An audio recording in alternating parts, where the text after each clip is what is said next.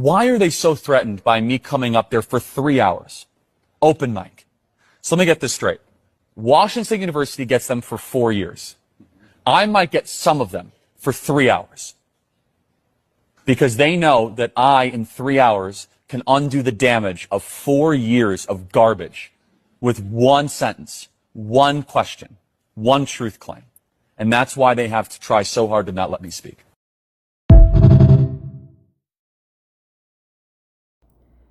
Y'all see it in the title. You knew it was going to happen, and it has to happen. And it needs to continue to happen, and that is the discussion of the assassination of Charlie Kirk. One of the greatest, that's in our lifetime. And the impact, we are continuing to see the impact that this man had on millions of people's lives. Just in case you live under a rock, last week, September 10th, 2025, a young man, father, husband, son, brother, friend, son of God, was ripped away from this earth by what's being called a shot, or the shot heard around the world. And conspiracy theories aside, speculations aside, it was a horrific thing to witness before millions of people. Charlie Kirk would visit college campuses, and he used to say, I go to college campuses so you won't have to. And when he would go to those college campuses, he was not going there to argue, to belittle, to talk down on, to fight. He went out there to have conversation, to have debates. Something that has definitely within the past over 10 years, maybe more, has just been a thing that's like, in some sense, you can say taboo, right?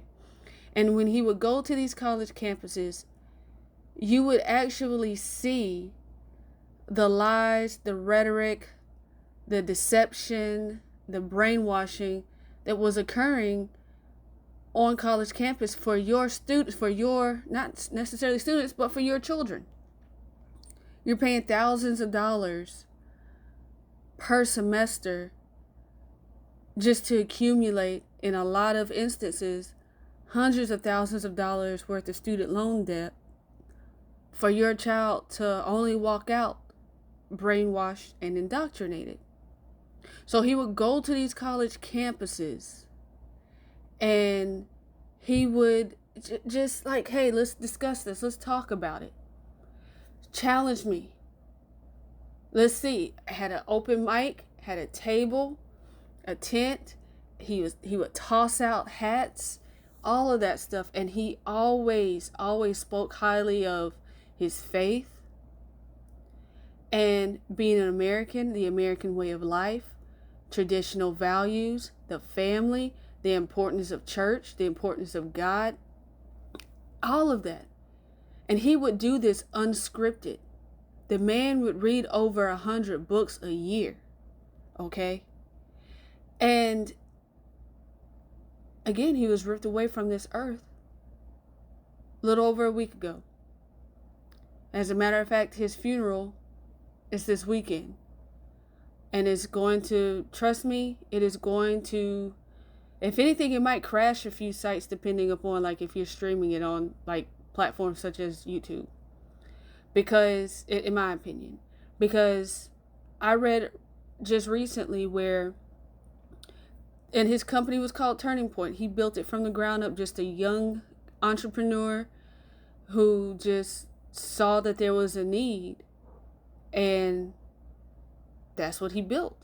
So Turning Point USA will go to these college campuses, and as a matter of fact, he was in the middle of a tour, college tours.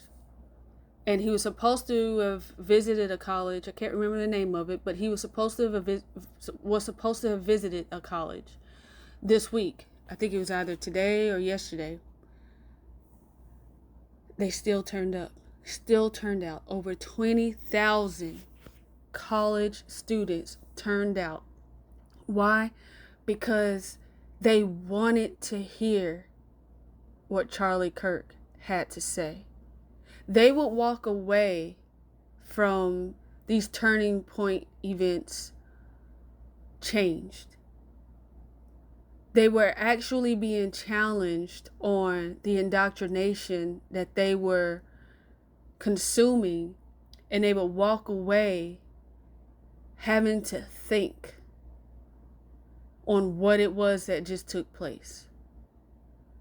And many of them actually returned to God or turned to God after an encounter, after a TPUSA encounter. We'll just say that, because not everybody got to meet Charlie, but the energy was there.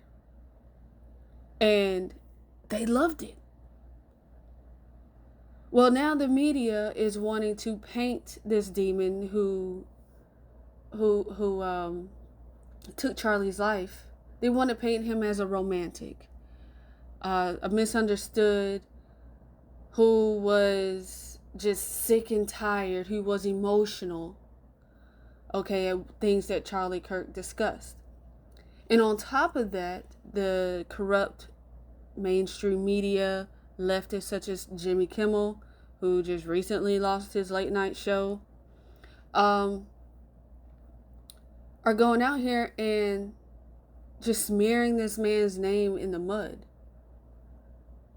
All right, they're just out here, they're just defamation. I see defamation lawsuits, honestly, when I hear them speak on who Charlie was and what he actually stood for. But you know what's not happening? The world's not buying it. That's what's happening. People who have never heard of Charlie Kirk are going out there and looking up this man's past videos, debates, encounters, conversations, and they are seeing someone totally opposite of who the mainstream media, the left, the demonic are trying to show and make you believe.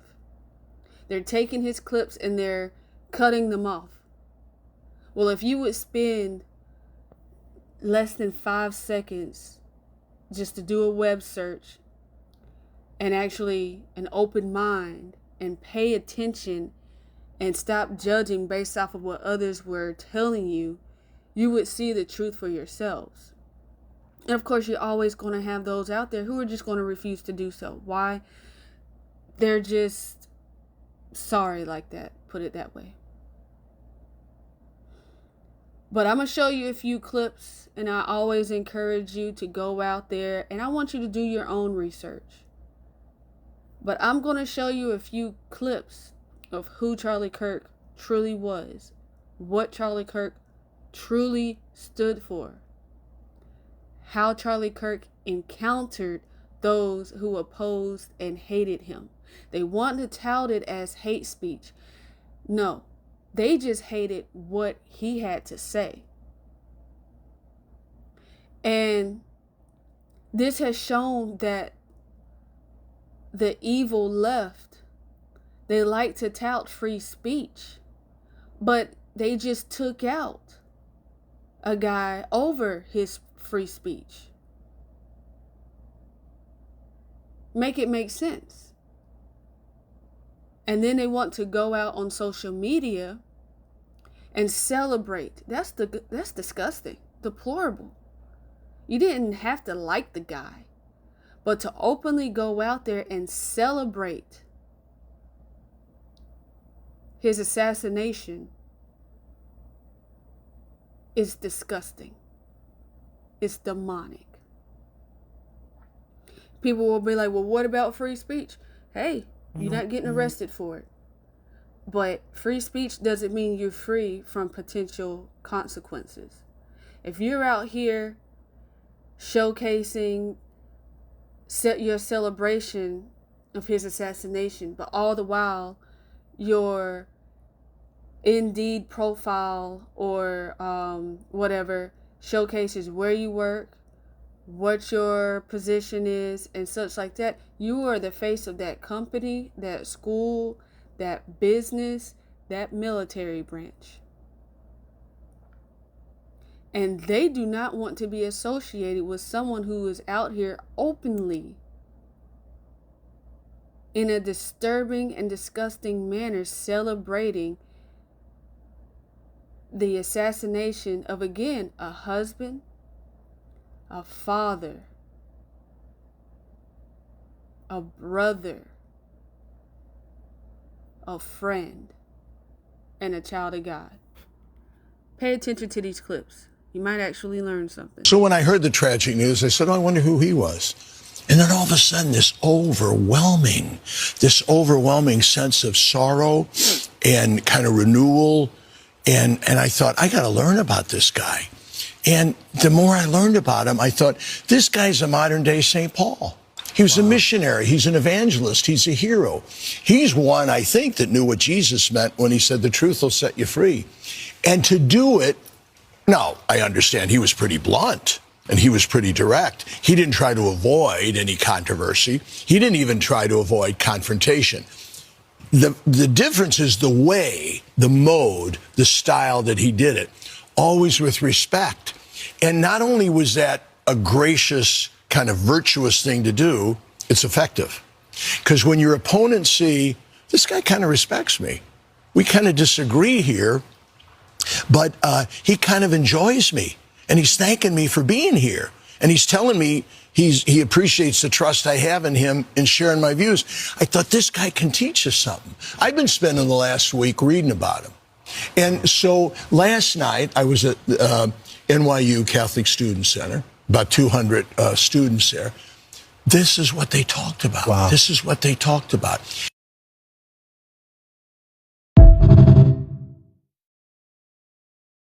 Is this the guy you're calling a racist? One thing that white people and black people have different biologically. Don't change the question of this. Like DNA-wise, we are different. No, we're not. That's a lie. It has been disproven. Front page of National Geographic 6 months ago. Racism created by society. Race is a social construct that I want to break out of. Hold up. He doesn't even believe in race.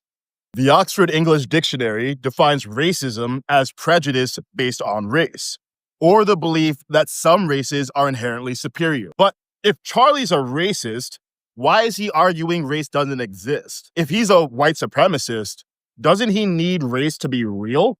I mean, you can't be a racial supremacist while arguing racial categories are fake. And wait a sec, race has been used to justify oppressing black people for centuries. So why is the black kid defending racial categories while the white supremacist wants to destroy them? This isn't new for Charlie. He's been saying this for years. See a black pilot, I'm going to be like, boy, I hope he's qualified. Context. Don't you think it was an irresponsible statement suggesting that maybe these pilots aren't qualified or unqualified? No. But I'll tell you exactly what I said and why I said it. Okay, go ahead. I said, the pretext, I went through a whole windup. I said, United Airlines is saying that they want 40% of all their pilots to be people of color or women. We have learned that we have relaxed standards anytime that we try to reach racial quotas. Anytime we reach racial quotas, we relax the standards. Standards for air traffic control, professors, or college admissions. Therefore, when it comes to pilots or surgeons, if I see somebody who is black, as I said on the show, I'm going to hope that person is qualified. That's what I said, which of course is legitimate, because they're begging the question, we're not hiring based on merit anymore. We're hiring based on race. So when you see a black pilot, you wonder, boy, is that person there because they earned it or because they were placed there? That's what DEI does. It makes you ask questions you otherwise would not ask. So the airline industry is going to take an unqualified person just based off diversity. Underqualified, Underqualified, whatever, uncertified, and put them in a cockpit and risk people's lives? Those are two different things. Under and un are two different things.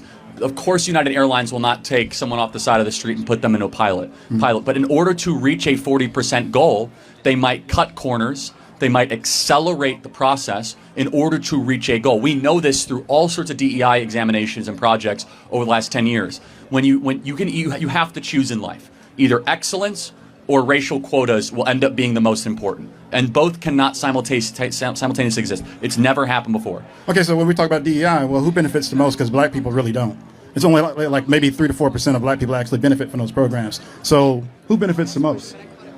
I'm not sure your question. I mean, theoretically, if 40% of all pilots end up being black people or people of color. But that's not. I actually looked it up. It's only like maybe about 6% of pilots their are black. goal is 40%, right? That's the point. It's like that's actually a great point. So they wanted to go from 6% to 40%.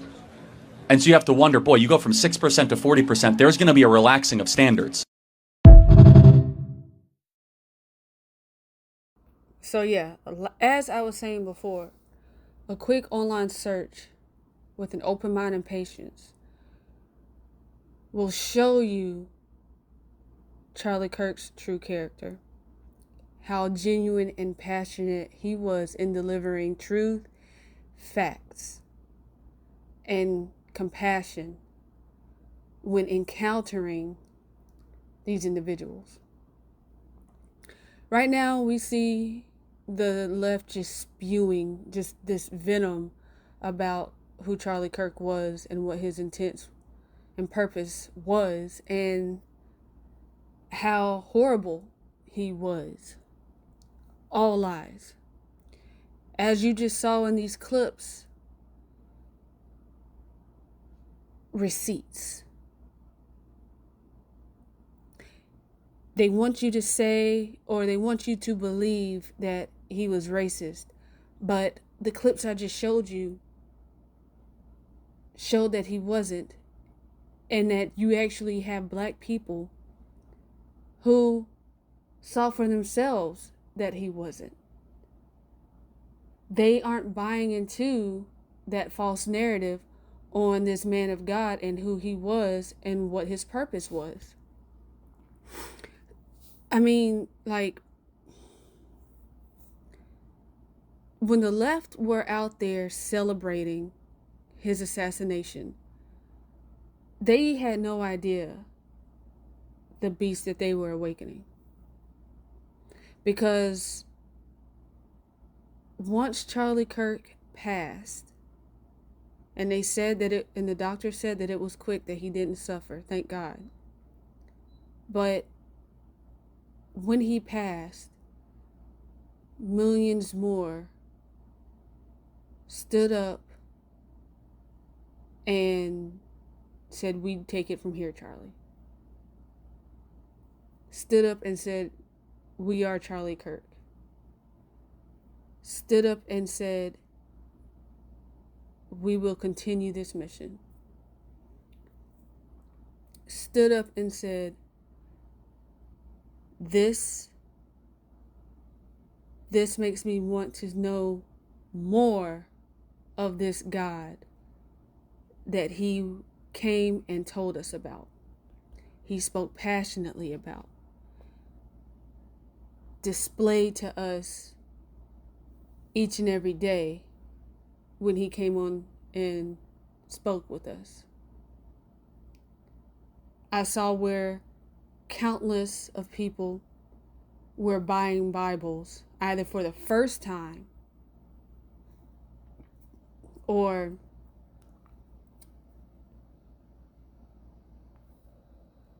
trying to get involved with it again. A lot of college students, before they became indoctrinated and were dumped into these liberal colleges, they used to be church-going Christians. They used to be embedded in the Word of God. They used to be 10 toes down for God, praise and worship team, all of that. And then they went off to college, believed the lies that were being fed, and now they're turning away from it. This is our turning point, folks. Charlie came and he carried out his mission. God knew this was going to happen, of course. And of course we didn't, and it is definitely still fresh.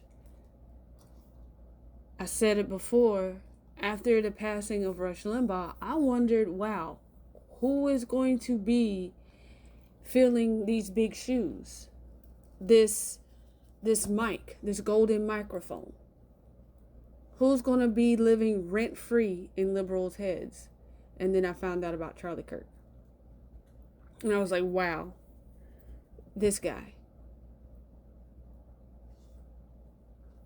I was listening to him ever since. And to see how much of an impact he had on, again, not just here in America, but around the world, it warms my heart to hear and see that.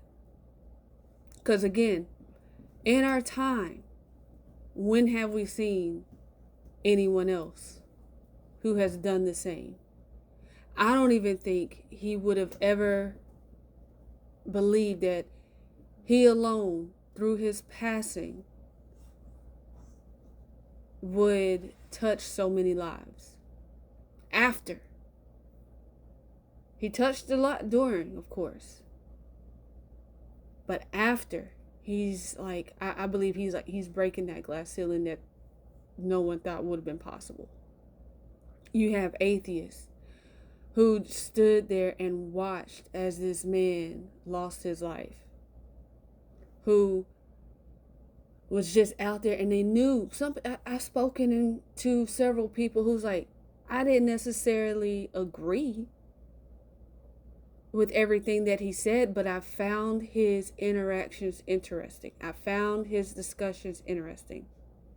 I liked watching his clips. A lot of these leftists out here, the ones who are out here spewing all of this hate, I guarantee you, none of them ever listened to a full conversation he had. None of them actually sat down and did research into these quotes that they like to continuously tell you, whoa, if he sounded like this, if he said this, then yeah. When again, a simple online search would have showed you how wrong you were to believe that lie. But don't wait. I mean, don't wait. But watch these. I have some more receipts for you. Charlie Kirk said he doesn't have empathy for people. He said it's a new made up new age term. So why should I feel bad?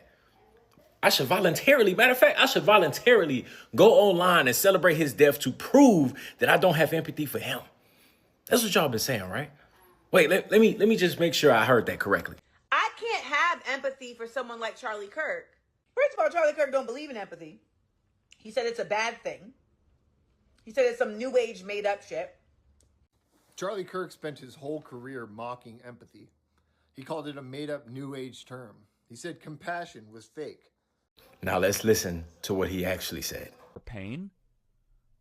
Instead, it is to say you're actually not in pain. So let's just very short clip. Bill Clinton in the 1990s, it was all about empathy and sympathy. I can't stand the word empathy, actually. I think empathy is a made-up new age term that does a lot of damage, but it is very effective when it comes to politics. Sympathy I prefer more than empathy. That's a separate topic for a different time. Here's cut 65.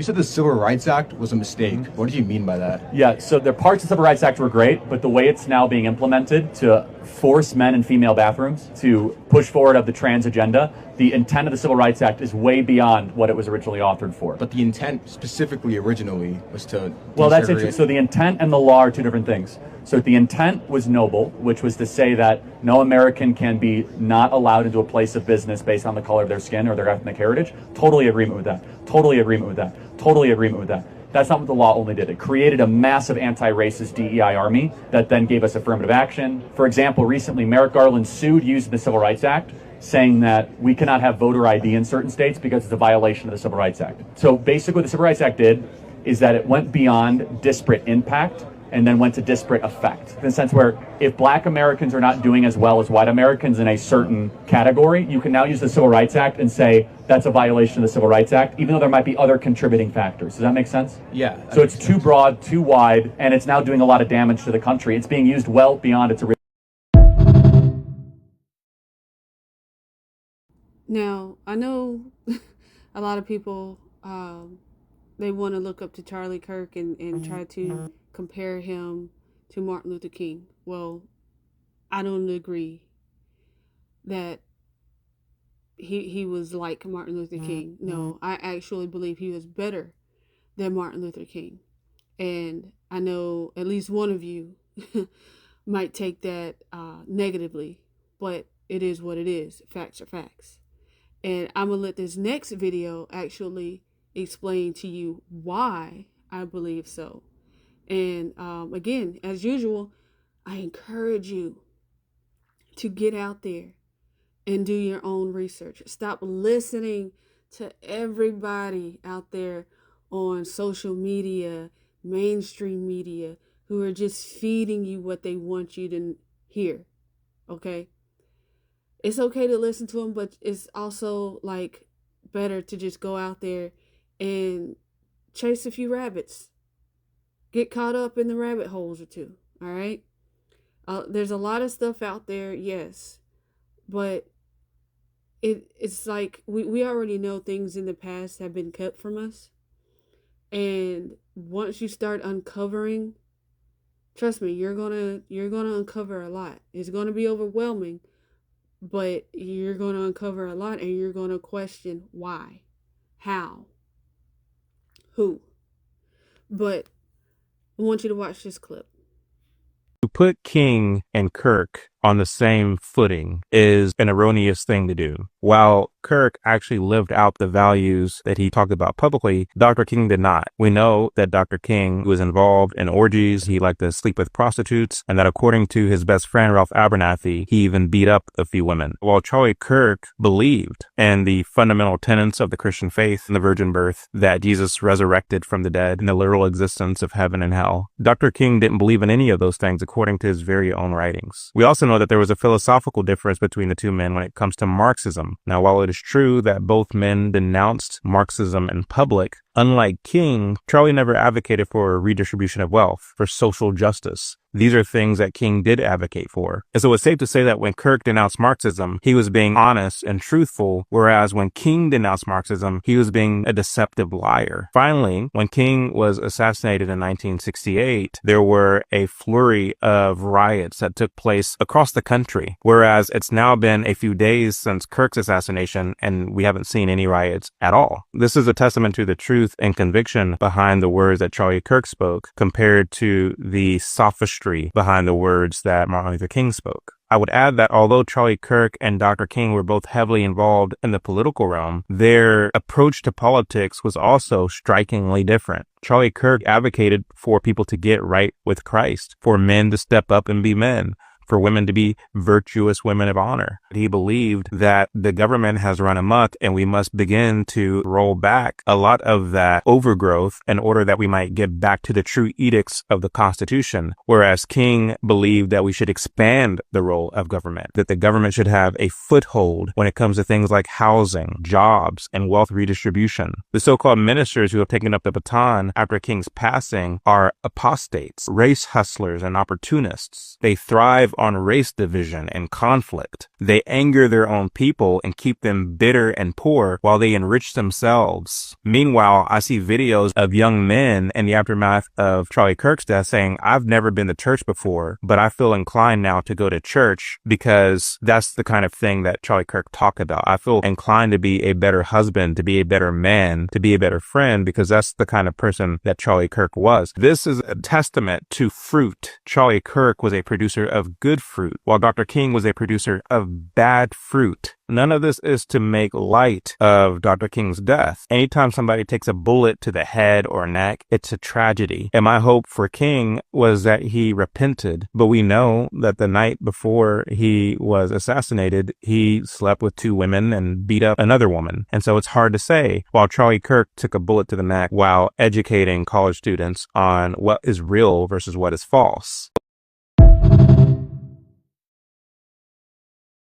So I'm just going to close it out with this, and I want to read this for you real quick. Charlie Kirk's memorial is this Sunday, and law enforcement is already tracking several threats against the memorial event as it stands right now. Other conservatives, some not even conservatives, some who just got along with Charlie, they're on the opposite side of Charlie, are receiving threats now. And Tim Pool is one of them. He's not a conservative. He states it, but he's receiving threats.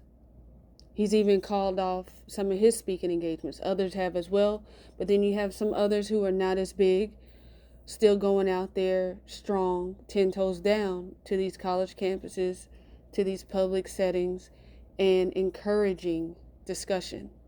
And God bless them for that.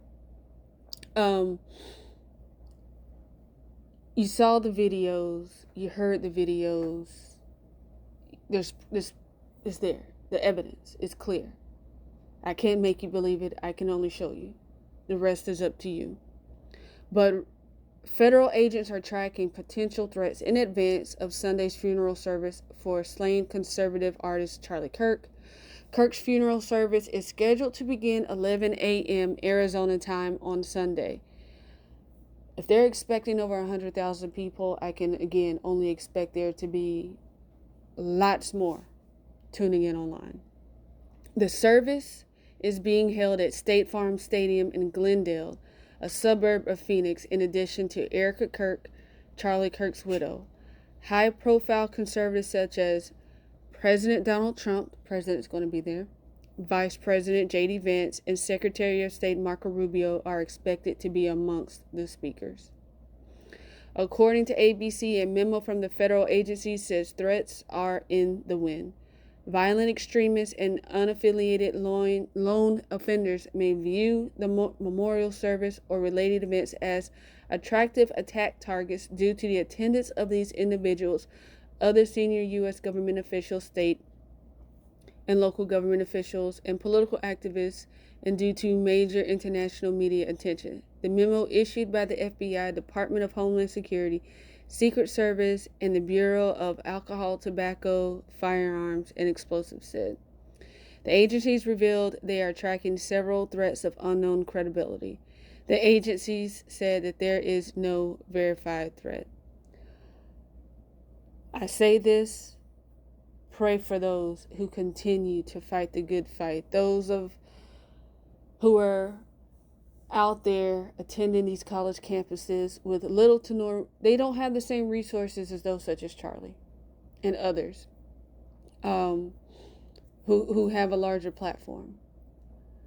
But my prayer is that they will all be shielded from the evil that continues to come against them. We as Christians cannot back down. We know when we went before God and accepted Him into our lives as Lord and Savior Jesus Christ, if your pastor told you that this meant things were going to get better, easier, smoother, that's not a pastor. There's a reason why this road is narrow. Okay? It is difficult, and it definitely tests your faith. I've said it once, and I'll say it again. God always wins. In the end, every knee shall bow, and every tongue will confess that Jesus Christ is Lord. Charlie, all he did was just upgrade. He's spending eternal life with our Father. No pain, no sadness, no suffering. he left behind a legacy. His wife, from what he said before, is more conservative than he is. And she is now over Turning Point USA, continuing her husband's legacy. And I pray that she'll be, if not a bigger impact than her husband, in regards to going out there. She says college campus visits are still going to happen because that's what her husband wanted. That was his passion, was to go out and undo the damage that these colleges had done to your kids. So again, I hope this video was informative. I hope you got a lot out of it. If you haven't already, hit the bell, hit the hit the like button, comment, share, subscribe, hit the bell, receive notifications for when I do drop a new video. Let me know in the comments what you think. Are you going to tune in to Charlie Kirk's memorial this Sunday? It'll be nice if you did. So continue to seek truth. Keep God first. God bless. And I'll see you guys on the next one.